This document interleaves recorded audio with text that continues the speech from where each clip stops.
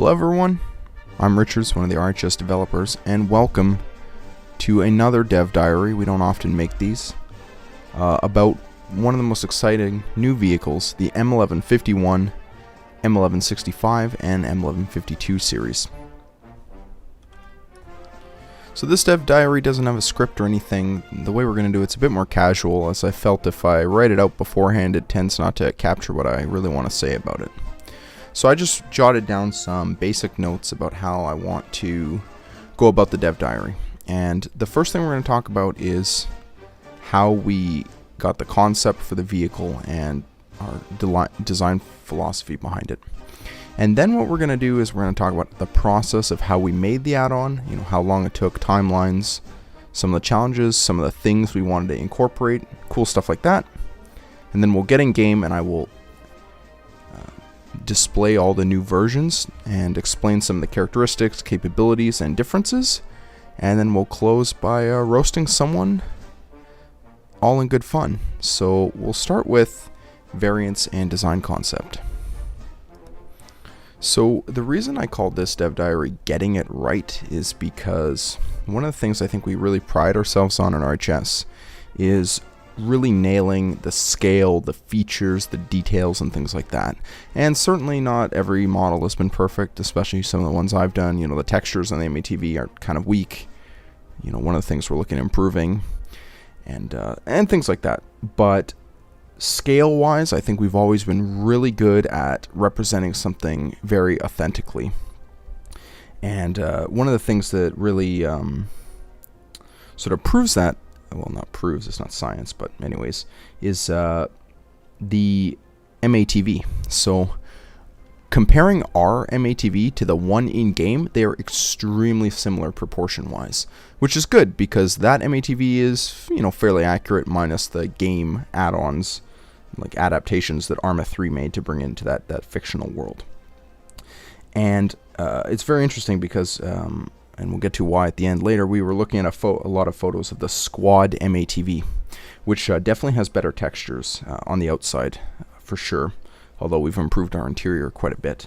And I was just looking at it, it's very funny because it is, very highly detailed, and it has very nice textures, but it's quite inaccurate proportion-wise, even compared to ours, which I just thought was really interesting. So yeah, when it comes to, this important new vehicle, something a lot of people are looking forward to, we want to make sure that we're, doing it as authentically as we can and getting it right. And that leads me into 2 points I want to discuss about that, which is the just put a shield on it crowd and sort of misunderstandings about the platform. So throughout the years, prior to this M1151, 52, 65 coming in game, you'll just see people typing in the comments, just put a shield on the other ones. You can't really do that though. So there is a gun shield that was produced for those unarmored M1025s, but the objective gunner protection kit turret, the gunner protection kit turret, and other turrets that are featured, they can't be installed on an M1025. The roof would collapse under the weight. So the M1151 is really a brand new vehicle. You see it has some of the distinctive characteristics of the platform, the round headlights, the small grille, the intake on the top of the hood and all that, and that's all retained. And, the body proportions are very similar, but, the chassis is strengthened. The suspension is much harder for the increased load of the armor. The engine is more powerful. It has air conditioning. The frame of the cab to accommodate that up armor is completely different. The roof structure is completely different, and that's how you're going to get an armored turret. So you can't just say, oh, we'll just put a shield on, because you can't. So, and I think that's really important to address. Why did it take so long to make this? I saw someone, type in the comments when we first teased it. They're like, it took you that long to put a shield on it? It's like, well, not really. We made a brand new vehicle. Completely new. And we'll get into in the design what parts were reused, but really is very, very limited. And the other thing before we talk about the design is sort of the idea that it's misunderstood. And I think that's a common misconception in the media. We don't want to get into the real life ramifications of it. We're just playing a video game and all that. But people say, oh, well, it was never designed for frontline combat. You'll hear that a lot. Which is not exactly true. So, the original Unarmored series, you could say, yeah, those were not designed for the war that they were brought into. They were designed in the context of the pre-dissolution of the Soviet Union, was when they were working on them. And then in 1991, when it collapses and it leads into the Gulf War, Iraq 2003, and then Afghanistan in 2001, you see them being used in a much different role than perhaps they were intended for. Which leads us to the current series, which we're introducing here, the Expanded Capacity Vehicle, ECV, or Enhanced Capacity Vehicle, I believe. I can't remember. Specifically, the M1151, 52, and 65. And these are frontline vehicles, and they are designed to be modularly armored depending on the threat. However, as we look into the counterinsurgency missions in Iraq, in Afghanistan, the nature of that conflict changes a lot too as the threat evolves, and then this vehicle isn't suitable anymore for that because the main threat is not gunfire, it's improvised explosive devices. So that is, I think, the common misconceptions about the platform. What is it really intended for? And hopefully that clears it up. And the next thing we're going to talk about here is kind of how we built it. Okay, so building it. What did we reuse from the original unarmored models, if anything? And the answer is very little. The original unarmored models were made by Delta Hawk, and they are insanely good. Probably some of the best models that were made for Arma 2 at the time, and even improved for Arma 3. They're unbelievable. But there isn't actually that much you can reuse. Geometry-wise, the only parts that are directly from that Delta Hawk model are the front hood, although it obviously was modified because of the new front grille, and the front tow hitches. As far as I'm aware, that are really the only completely unmodified parts. Well, they're not unmodified, but the parts that were brought into the M1151 and its other variants. So now we're going to talk about how did we make it, what are the timelines like. People are always curious, how long does it take you to make this stuff? And the answer is quite a while. So all the way back in 2016, we first assigned this task to someone, and unfortunately by March of 2018, that person didn't have time to finish it. So what they left us with was a high poly model, which means it is millions of polygons. It can't be put in game, but that's what we're going to use to bake down all the details onto a low poly model. And I received that model in November 2019, but because of work and other projects like the M1134, the M1127, and a few other small things, I didn't commence the project until May 2020. And when we received the high poly, we really quickly realized, well, the scale is just wrong, unfortunately. So the first step was to look through a ton of different scales and perspective drawings and things like this to really try and nail that down. And what it resulted in was we lengthened the vehicle about 30 centimeters. We raised the roof probably about 20 centimeters. We didn't really change the width. The width was really good, but we did redo the entire front hood because the proportions were just kind of off. We made the grille wider, but we didn't make the vehicle wider. So that was really the first main thing, is we got to get the scale, perfect, as I said at the beginning, and then that's when we moved on to detailing. So 10 days later, on May 12th, 2020, the medium poly was done, so 10 days. And, you're saying, well, that's pretty quick, 10 days to get that done, that's not bad. But because of COVID, I was on leave and working from home, which meant, I probably worked on this model like 6 to 8 hours a day for 10 days. So right there, that's, like 80 hours of just work on this, part of the model. So normally it takes much longer when you're working the normal 9 to 5 schedule and you're working on this stuff. And you need 3 types to make this work, you need a medium poly, which is just your baseline, high poly, which is your super detailed version you're going to bake, and a low poly with textures and all that good stuff. So on May 20th, I started the high poly version, and by the 11th of June, the high poly was done. So as you can see, making that high poly takes a long time. So that was 20 days, again, of 6 to 8 hours of work. So probably 150 hours of just making that high poly model and all the variants and defining what kind of turrets are we going to have and what sort of accessories and all this kind of stuff. The low poly, we finished that in about 7 days, and then you have to UV unwrap it, which means basically take all those 3D objects and convert them down into a 2D texture sheet and pack that, and that's what you're going to make your texture files out of. And that takes a long time. We probably spend an extra like 5 days on that, and some days was like 6 hours of unpacking objects, and it's very tedious. It's probably one of the least fun parts about this. So again, low poly, a lot of hours spent on that, plus UVing it. On the 4th of July, we had about 30% of the versions in game. Overall, the vehicle, we actually added some other variants right at the end. So I think we have 24 or 26 distinct versions. That doesn't mean we have 26 model files, because some things are duplicated with new textures, stuff like that. So yeah. 4th of July, we had about 30% in.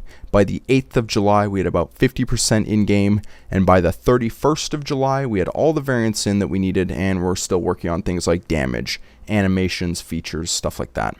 So all in all, it took from March to the end of July to model this and get it mostly set up and good to go. And that's on a very,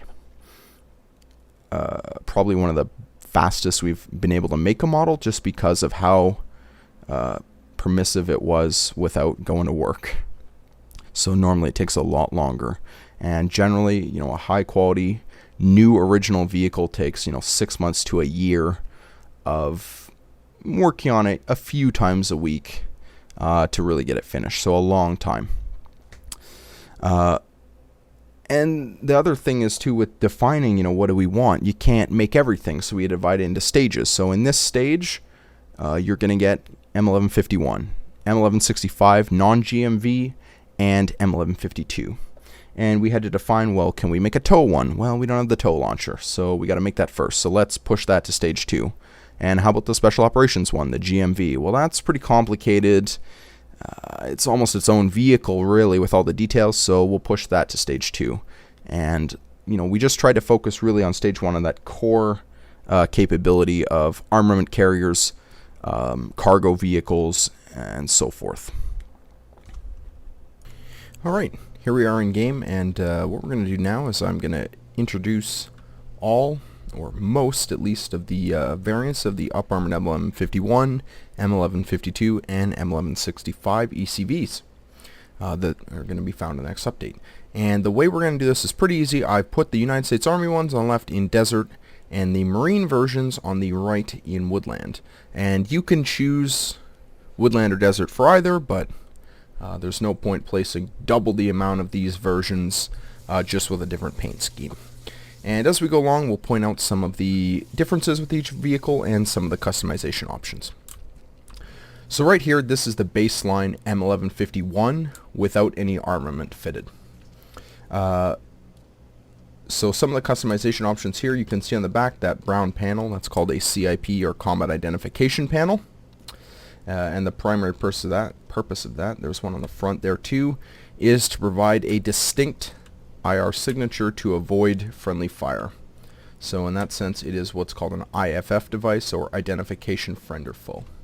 And there's no script here, so we'll see how much I really do know about these. Obviously, I've been working on them for a while, so hopefully I know what I'm talking about.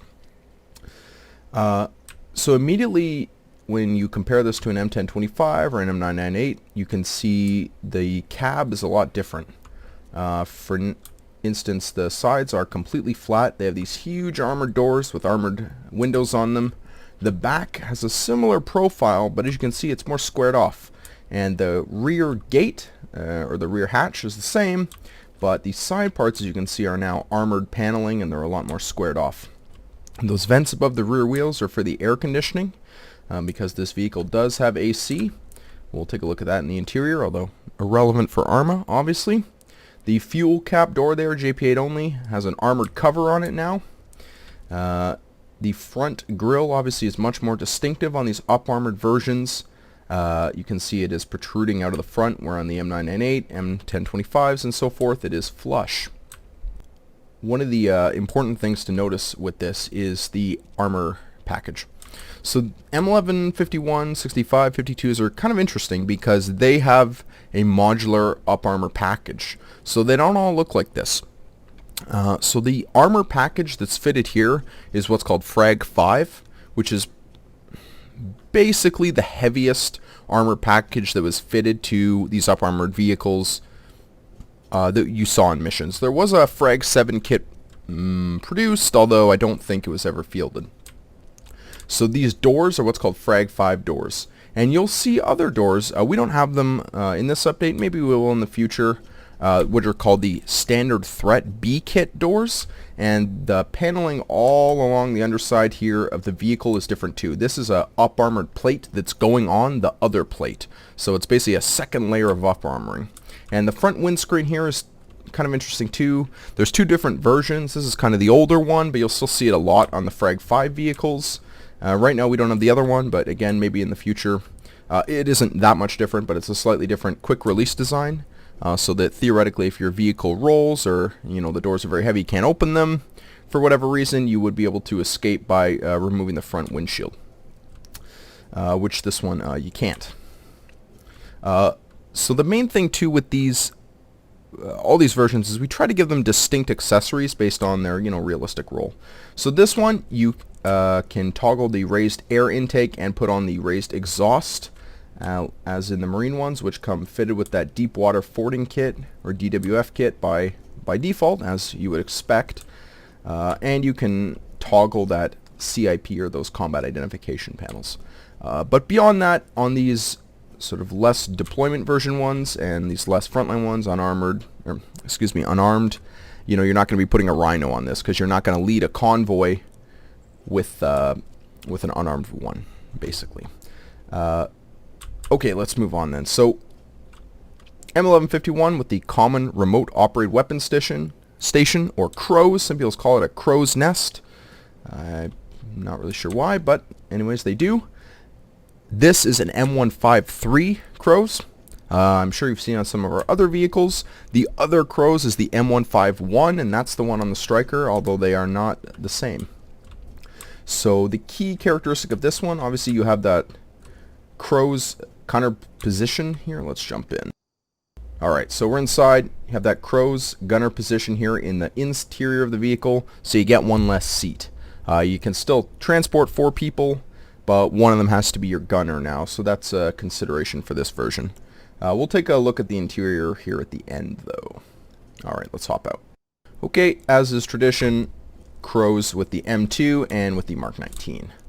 Moving on, this is new. A new turret for the mod, and specifically fitted for this M1151 is the GPK, or Gunner Protection Kit turret. This was used overseas. This is very common on M1151s to be seen stateside, and a lot of countries that receive these through export will be fitted with this turret. So this is a pretty basic turret compared to your objective gunner protection kit. You've seen that on a lot of our previous vehicles. But the reason we felt we wanted to include this is because it's just a lot more realistic to give players the option between this and the OGPK. Other than that, it doesn't have any specific features or anything above the OGPK. In fact, it works very similarly, just it doesn't have those ballistic windows. It just has the 10mm steel plate armor. And as you can see, there are 3 versions of the GPK turret: M2, Mark 19, and M240. What is also worth mentioning here on these versions is all of our M1151s are capable of mounting the ANVLQ-12 Crew Duke which is a CRC-IED system, or ECM as it's called, counter remote controlled, radio controlled, improvised explosive device, or electronic countermeasures as it's commonly referred to system. And this is an electronic warfare package that is designed to jam common bands of things like cell phones, and it's configurable obviously to defeat RCIEDs. And that was one of the key features we wanted to integrate to this platform that really differentiates it from things like the M1025 is, this is fully up armored and it has the option at least to mount ECM. And we're not displaying it. Well, we had a Rhino fitted there. Rhino, of course, is that black device on the end. It is basically a metal heating element inside of on a stick, and that is designed to detonate thermally activated IEDs. And depending on the delay that is known to be used in the area, they will change the length of that stick, because that will mean whether basically the people manufacturing IEDs are pretty smart, and they figured out if the stick is so long, you gotta set an X second delay. So the Americans had to keep changing the length of the stick to sort of, and it becomes a sort of cat and mouse game. So pretty interesting stuff.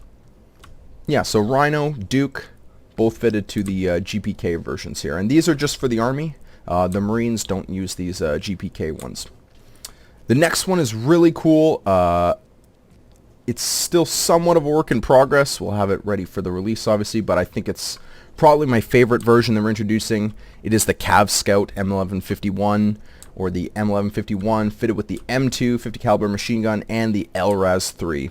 So I think this is a really cool system. Obviously, we introduced the combo LRAS 3 plus M2 on our Striker M1127 reconnaissance vehicle. And now we've adapted it for use on the M1151, which I think is really awesome, primarily in infantry brigade combat teams that don't use Strikers, they don't use Bradleys, etc. You will see the Scouts driving around in these, along with the TOW M1151, which we won't be introducing. So I think it's super cool. We'll check out the system here real quick. Okay, so as you can see, this works very similar to the Striker. You have sort of a neutral position where you don't have either of the weapons, and then you can either select the M2 or the LRAS 3 and then switch between them. So we'll do that real quick here.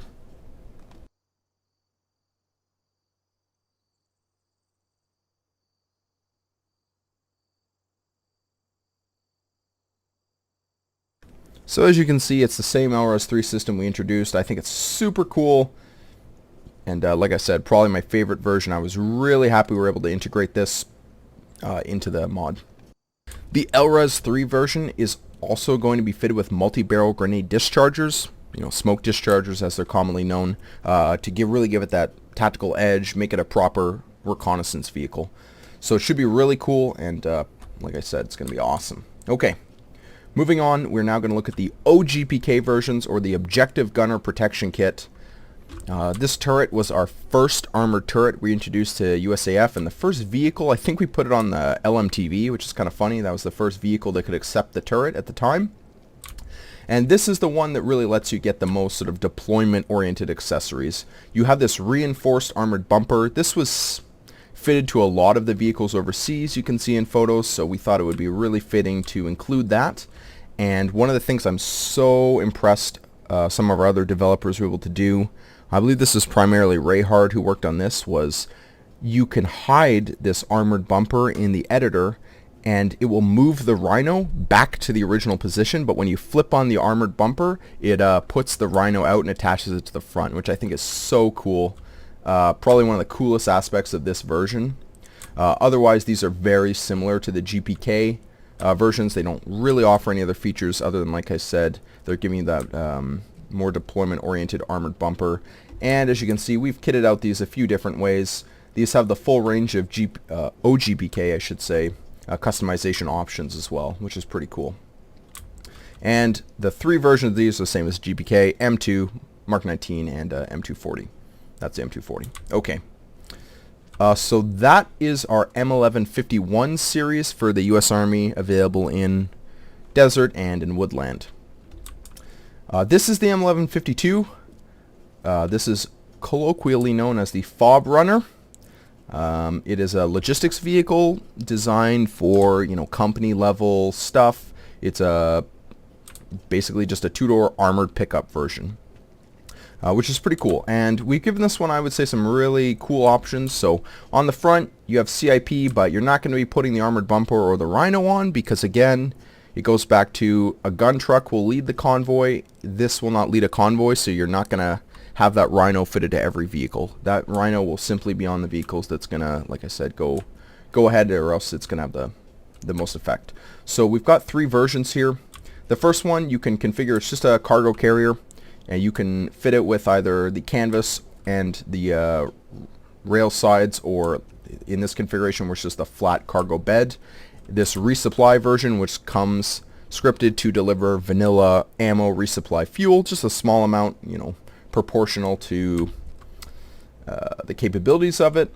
And then this really cool version, which I'm super happy we were able to get in, probably my second favorite variant, which is the M1152 SICPS, or Standard Integrated Command Post System, which most people in signals or other branches that would use these like INT would just call a shelter carrier. So the shelter on the back here is an S788 SICPS, and basically it's kitted out with Blue Force tracker. It's got data, HC loss radios, it's got high frequency, it's got 2 PRC 150s in installs, which makes it a VRC 82 something, I can't remember. Anyways, no, I think that's the 117s are a VRC 82. But anyways, it's got 2 AN GRC 245s, which are medium capacity data radios meant for line of sight microwave stuff. It's got 2 HF radios, 2 VHF, or 4 VHF radios, I believe, yeah. So it's got a quad install and Blue Force tracker. So I think it's a super cool version, so you can build you can attach these up to tentage, I guess, if you want to make a battalion or a brigade CP or something. And just for the realism's sake, I thought it was super cool to include this one, even though it's probably not the most exciting one. And this doesn't really have any configuration options other than the camouflage. Okay, and the final Army version we're going to look at here is the M1165, which is your command and control / general purpose variant. It's a 4-door pickup truck. So it's just got cargo in the rear. These do not mount weapons in real life, and as such, ours, if you want weapons, you got to use an M1151. This is really designed to drive officers around. And that's primarily what these are used for, or driving cargo around. So we'll check out the interior on this one, and then we'll look at the Marine and the other variant. Okay, so now we are inside an M1165, but the interior is going to be the same across the fleet. So as you can see, a lot of familiar stuff. A lot of the gauges actually are reused from the Delta Hawk unarmored, M1025s, M998s, etc. But you can see this big plastic part up top, and that's your air conditioning vents. So the AC system is throughout the vehicle. You have vents back there and vents here in the front. So that's one of the biggest changes. And you can see the engine compartment's a bit different, the geometry there, but otherwise it's fairly similar stuff. The other big change is the interior. You can see it is insulated. The armor has these aren't ballistic padding, but effectively sound and noise reduction, and in the event of an IED strike, these are designed to cushion the impact of a soldier, or a Marine hitting the side or the top of the vehicle. And it also, provides slightly insulated effect and noise reduction. So that's pretty interesting. That's a big departure from the earlier vehicles. The earlier ones are very austere. Anyone who's driven them, the wind comes in through the doors. They're not really sealed at all, whereas this one is a lot more sealed and padded. Let's flip over to the passenger seat. Okay, the other big differentiating part between these and your unarmored versions is the comms install. So in real life, you wouldn't see every single one of these be fitted with this Blue Force tracker system, but we took the liberty to do it anyways because it's cool. But nonetheless, these up-armored platforms are designed to support this much more robust comm system. So you have 2 117, I think those are Golf radios, and you have the full Blue Force tracker system, you have the Dagger, etc. So you're getting that real-time position info, 2 radios so you can talk to your higher and lower nets. So that's a big change. Internal fire suppression too, unrelated to the comms, obviously. So that's a big change. You can hide this system if you don't want all your vehicles to be equipped with it, and hides the Blue Force Tracker antenna on the front, which is pretty cool. But that's one of the big changes for the interior wise, is that you have that robust comms suite. Okay, let's check out the bonus one, and then we'll make our way to the Marine ones. So we didn't anticipate on making this, but it was so easy to do that we just decided to do it anyways. This is an M1165 A1 armored security vehicle of the United States Air Force Security Forces. So this is the first Air Force ground vehicle in RHS, and probably the last and only one, because most of the Air Force's fleet of vehicles are, support things like forklifts, fuel trucks, non-tactical vehicles, basically. Not stuff we would really be interested in making, but we were just looking at photos and making this, really the only change is this rear cargo compartment over a normal M1165. So we decided, hey, it'd kind of be a fun thing to do. I don't know if people are really getting use out of it, but there. So we put a security forces soldier there standing up front of the vehicle. Interesting stuff about this that I will point out. These aren't especially standardized. The Air Force seemed to have basically standardized on putting their insignia for the security forces on the front doors in a basically off-white color, and marking security forces on the rear. So that's what we went with. There's a slightly earlier version of this where they kind of just put security forces wherever they wanted on the rear, and they didn't always have the logo on the door, but pretty much all the latest delivered ones have the logo on the door and that tack marking for security forces. In terms of weaponry, we gave it an M240, which is kind of unrealistic. In real life, these do have the objective gunner protection kit fitted, every single one of them, but these are primarily used on, American air bases in the States or at the overseas bases, but there generally isn't much threat, so it would be quite rare to see one of these fitted with a crew-served weapon.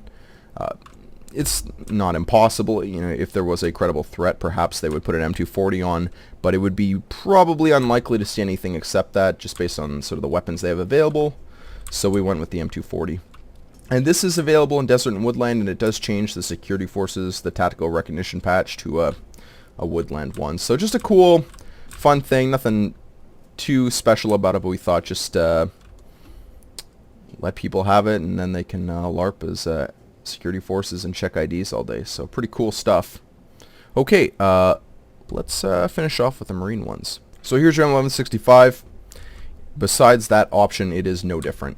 Here's an M1152. Here's the resupply version. As you can see, it's in Woodland. The Army ones would be the same. This one, I'm just demonstrating the use of the side rails without the canvas as another option, and it has the combat identification panels fitted. The biggest change on the M1151s is the turret. So we have 3 different turrets available for the M1151, which I think is super cool, and the most realistic thing we could do. So the Army has their GPK and their OGPK versions, and the Marines have their Marine Corps Transparent Armored Gun Shield, or MC tags. I'm not sure how they honestly pronounce it, but there you go. So this is really cool. This turret has only been used on one vehicle, as far as I know, on the Cougar, which is a Category 1 MRAP. I don't think we even really talked about that vehicle when we introduced it. There's not much, I haven't seen many screenshots or anything online, so yeah, this is basically its big exposure on a commonly used vehicle. So the MC tags versions, you get Mark 19, M240, and caliber 50 M2, just like on the Army ones, and you can fit the Duke system, you can fit CIP, and obviously they come with that deep water forwarding kit. And you have the Crows versions just like the Army ones, although I'm not too sure how much the USMC uses those, but nonetheless. And then finally your unarmed version. So the Marine ones overall are very similar to their Army counterparts, with the exception of that new turret, just for realism's sake, although functionally obviously it isn't that much different. Okay, so that is the fleet of up-armored M1151, 52, and 65s that we're going to push out in this first wave. And I'm really happy with how it turned out. A lot of people helped on this. You know, like I said, Harry D, he made that original model in 2016 and then finished his part in 2018. I took it over in 2020 and primarily did most of the modeling with the exception of those Delta Hawk parts. And then Gertie, Rayhard, the 12th Monkey, Ballistic09 helped out a ton. Fixes, all the scripting setup. Like Rayhard did that really cool, like I mentioned, transition effect for the Rhino, so it fits to that armored bumper if you equip it. It doesn't just clip through, and a lot of stuff like that. So this is basically the end of the video. We're just going to go over something that I thought was amusing, if not a bit perplexing, unrelated to these vehicles, and then we'll call it. Alright. Okay.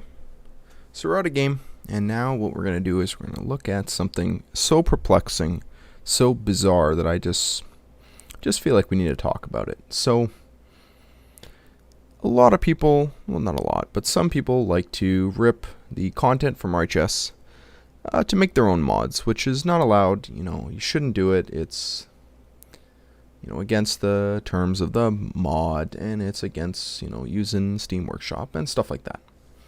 And we all acknowledge that it's, you know, it's bad. It's against the artist's wishes, and, you know, they're making this content for free, so you should respect, you know, the work they put in and stuff. And especially, you know, people who are bringing this to other games or, you know, selling it, you know, it's really bad and it can go against those games, you know, terms of service and things like that. So really not stuff you want to do. But I'm sure no one listening to this is going to be dissuaded. But nonetheless, a few days ago, well, depending on when this video goes out, weeks ago, a photo got put up on the Arma Reddit. And it's a screenshot. It's your typical ex-Navy SEALs dudes with cool weapons and gear standing around doing nothing, and people love that, and that's great. Yeah, that's great. And the vehicle in the background is an M1245 MATV SOCOM version, or GMV, or whatever they're actually called. I made it, and I don't even know what it's called. M1245. And I'm looking at it because obviously I made it, and it just looks weird. Like, it doesn't look right. It looks kind of nice. The textures look different, but some parts are, I'm definitely sure it's ours. It's very weird. And the tires are different and a lot of stuff. So I look at it, and we all look at it, and what we've determined is that the person who either made the screenshot or whatever acquired or made or whatever a combo of the RHS M1245 and the Squad MATV, the M1240. And they merged them together to create this sort of hybrid vehicle. And stuff like this happens all the time. You know, people ripping things to make new, cool Navy SEAL content, which is great. And by great, I mean obviously bad. But this was really weird to me because I understand the Squad one has a bit better textures. For now, we're working on it. But they literally made it less realistic because the one before is an actual M1245 with the SOCOM improvement. So it has a different windscreen. It has bigger front glass. It has 2 additional lights in the front grille. A bunch of changes. And theirs is just the M1240 from Squad, which model-wise is actually a bit more inaccurate than ours, which is kind of interesting. And they merged it to make it less accurate. So we're all looking at this. I'm like, why would you go to all this effort for... I don't even understand. There's already an MATV in game you can get from RHS for free, you know, legally. And there's an M1245, the actual SOCOM one. But these people have decided to, like, steal the Squad one, you know, definitely not allowed, the RHS one, rip it, not allowed, and combine them, super not allowed, into this thing that, at the end of the day, is actually less realistic than the one that was already in game. So that's very fascinating to me, and I thought I would just talk about this because it's so, I don't know, it's so bizarre.